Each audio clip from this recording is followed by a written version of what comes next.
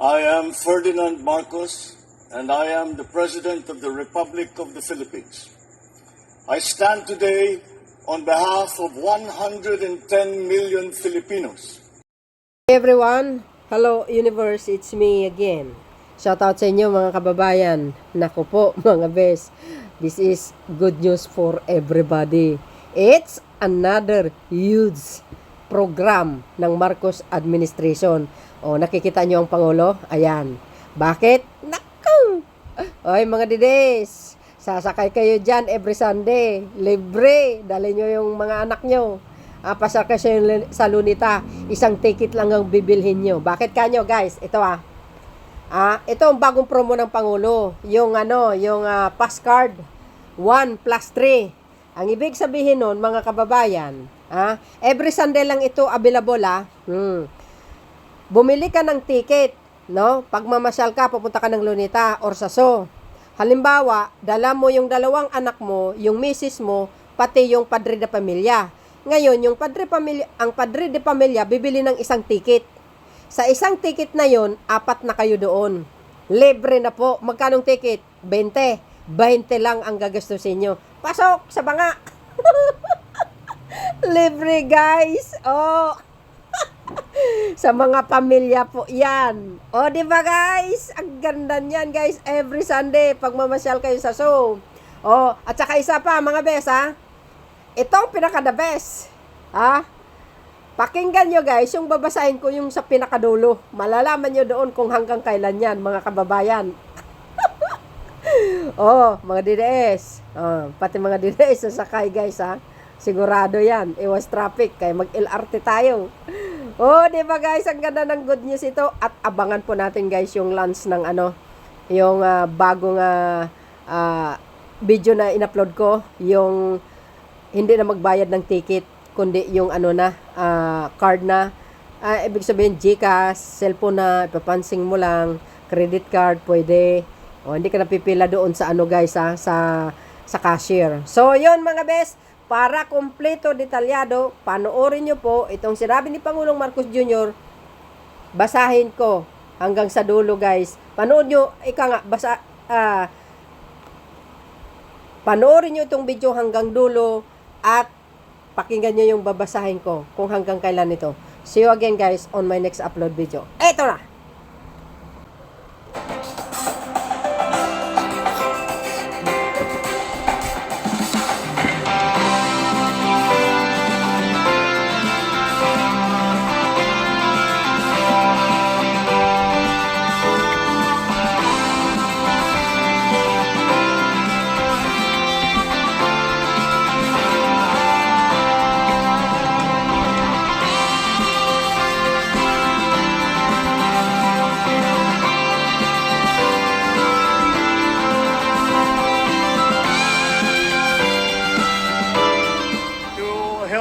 Inaugurate this new promotional program, I suppose, for our public transport system. Alam nyo kasi, ang kultura ng Pilipino, ang linggo, para sa pamilya yan.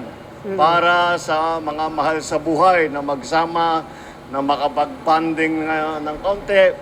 Kaya ginawa namin, ay gumawa kami ng programa ay ang tinatawag 1+3 program. Ibig sabihin, pag linggo, bibili ka ng isang ticket, +3 ang pwede mong isakay. Ibig sabihin, sa isang ticket, 4 ang pwedeng sumakay. Yay! Para naman mabigyan natin ng pagkakataon yung ating mga pamilya, mga magkabarkada na magkasama. Pero kami, lumampas kami doon sa 1+3, kaya si Congressman Sandro nagbayad ng sarili ng ticket. Pero yun ang aming, sana naman, mabigyan natin ng pagkakataon ang ating mga kababayan na maramdaman nila yung linggo. Kasi alam naman namin na napakahirap ng oras ng commuter. At madalas nating marinig, wala na kaming oras para sa pamilya. Dahil pagdating namin, tulog na lahat. Aalis kami, tulog pa. Kaya naman, sinasabi namin, bigyan natin ng chance naman na magsama na hindi additional, hindi may dagdag na pagbayad. para lang makasama ang inyong pamilya. Wow. Kaya nandito Ayan, na guys, yung oh. ating program na 1+3. Meron pa akong isusunod na announcement Yeah. dahil marami kaming doon sa pinaplanong EDSA rehabilitation. Ang daming bumalik na nag-aalala paano yung trabaho namin. Eh kung ang pag-commute namin ay napakatagal na, madadagdagan pa ng 1 oras, 2 oras, wala na talaga, hindi na kami uuwi. Kaya tinitignan po natin, eto yung nangyari. Bukod pa doon, meron tayong mga nakita ng mga bagong teknolohiya na hindi natin ginamit doon sa pagplano sa EDSA rehabilitation. Kaya in-instructionan ko si Secretary Vince Dizon at saka si Secretary Manny Bunuan ng DPWH ay sinabi ko, pause muna doon sa rehabilitation. Huwag muna natin gagawin. Dahil pag tinitignan natin yung cost-benefit analysis, maganda sana kung maayos natin. Ngunit, ang laking sakripisyo ng 2 taon na masyadong mabigat, masyadong mahigpit ang traffic. Kaya pause na muna yan at sabi ko sa kanila, bigyan natin ang sarili natin ng 1 buwan. Pag-aralan natin itong mga bagong teknolohiya na nakikita natin, pag-aralan natin, gumawa tayo ng magandang plano, baka naman, imbis na 2 taon, magawa natin sa 6 na buwan, magawa natin sa 1 taon, whatever it is. Tingnan natin kung anong available sa atin. Pero sa ngayon, maliwanag na napakarami ang mahihirapan pagka tinuloy natin yung EDSA rehabilitation. We will find, in other words, ang sinasabi ko, we will find a better way na hindi masyadong mahirap para sa ating mga commuter. Yun lamang. Ngayon, sasakay na kami ng tren. Maraming salamat. Thank you.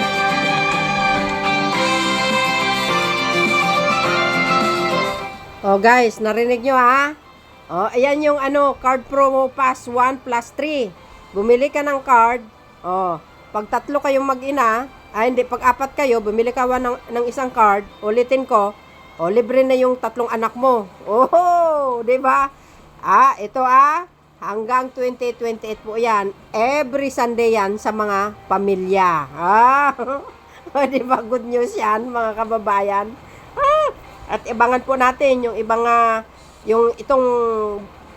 yung post natin kahapon, yung bagong teknolohiya, no, na yung pagsakay mo ng LRT or MRT, hindi ka na bibili ng card, kumbaga through cellphone na, cash G, i-punch mo lang yung cellphone mo. Abangan po natin yan, no?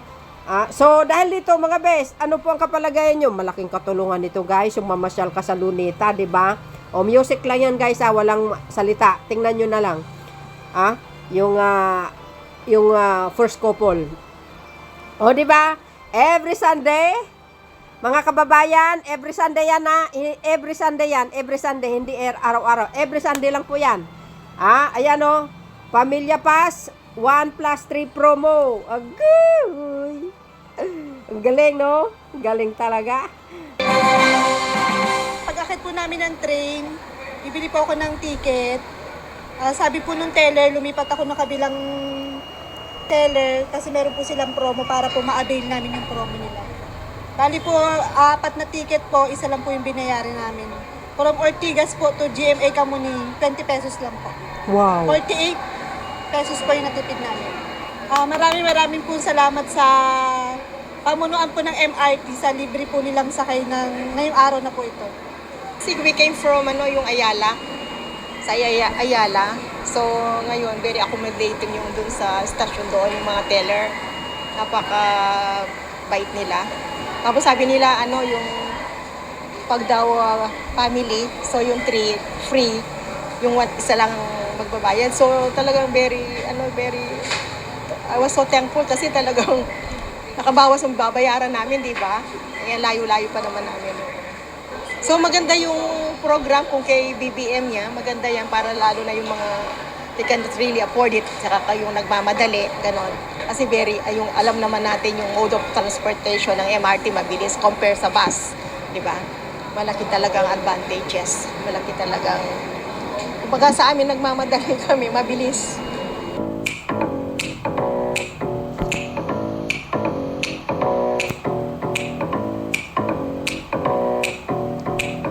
O yan guys, basahin nyo.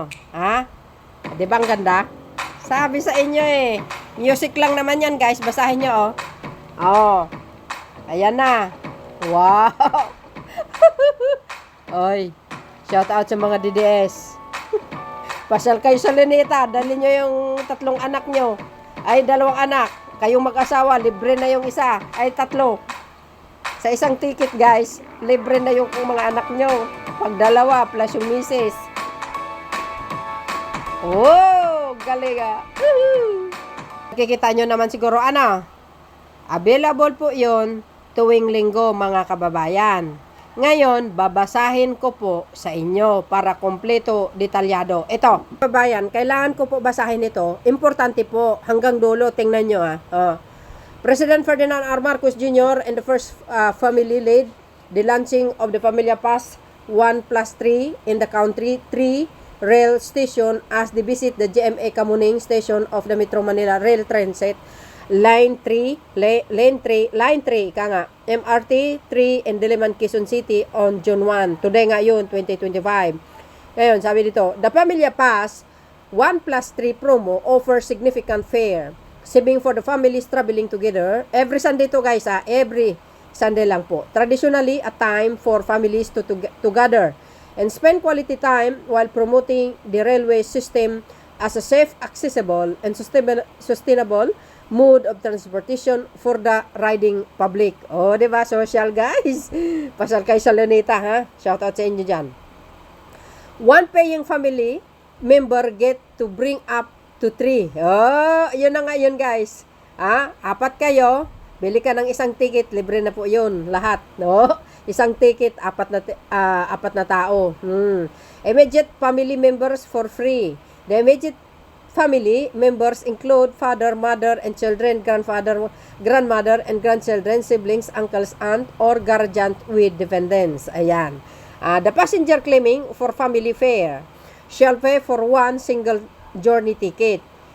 SGT with the farthest fare and her companions shall be issued with a magnetic SGT that will be presented to the security guard. Ayun, pakita nyo lang yan. At the service gate, a fare table specific to the promotion will be posted every Sunday only. Ayan, every Sunday only. Ulitin natin, every Sunday lang po yan, not every day. It can be availed of multiple times a day from the start to the end of operation on MRT 3. Oh, yan ang sabi, every Sunday lang nakalagay, President Marcos Jr. and the first family purchased a single journey ticket at the ticketing office before boarding the train at the GMA Kamuning station. They interact with the MRT 3 passengers before disembarking at the North Avenue station. In his brief remarks, the President lauded the Family Pass 1+3 for promoting and building strengthening family ties among Filipinos. He also announces the suspension of the planned rehabilitation of Efanio de los Santos Avenue, EDSA, to explore a better approach to repairing the decades-old highway, including the use of new technology. He states that the government would take about a month to study alternative option and will endeavor to devise a plan to reduce the repair time from the original 3 years to approximately 6 months to avoid causing too much and inconvenience to the public. Ayan samantalang pinahinto yung rehabilitation, mga kababayan. Pag-aralan mabuti ng Pangulo. Yes, ang Marcos administration, pag-aral mabuti yung mga bagong teknolohiya, ano ba ang magiging solusyon, para hindi sagabal yung rehabilitation na yan sa old highway. Napakinggan nyo yung sinabi niya, guys, Sabi ko sa inyo, susuriin mabuti. Ito maganda, guys. Sabi, The Family Pass 1 plus 3 promo will be implemented by all the major rail lines. MRT3, Light Rails, Transit Line 1, LRT1, and LRT2. It will run every Sunday beginning today, June 1, 2025, until the last Sunday of June 2028. Oh! Sabi sa inyo eh. So, ibig sabihin yan, mga kababayan, from today, June 1, ang umpisa niyang, yung card na yan, pass card na yan, 1 plus 3 promo, ng Pangulo, mula ngayong araw na ito, mag-e-end yan sa June 2028. Agay! Oh. Kaya nga mahalaga, sabi ko, basahin ko yan, no? So, yun guys, every Sunday po yan. Kaya, thank you, Mr. President. Malaking tulong po ito. Pasyal-pasyal kayo. Oh, malaki ang maititipid nyo, mga bes. Sa isang ulo ng pamilya, free ang isa. See? Hindi, free pala ang 3. Bali 4 na yun. So, yun guys, ang pinaka-latest updates ko. Maraming salamat sa inyong watching. See you again on my next upload video. Bye. Yan, babus. God bless, Philippines.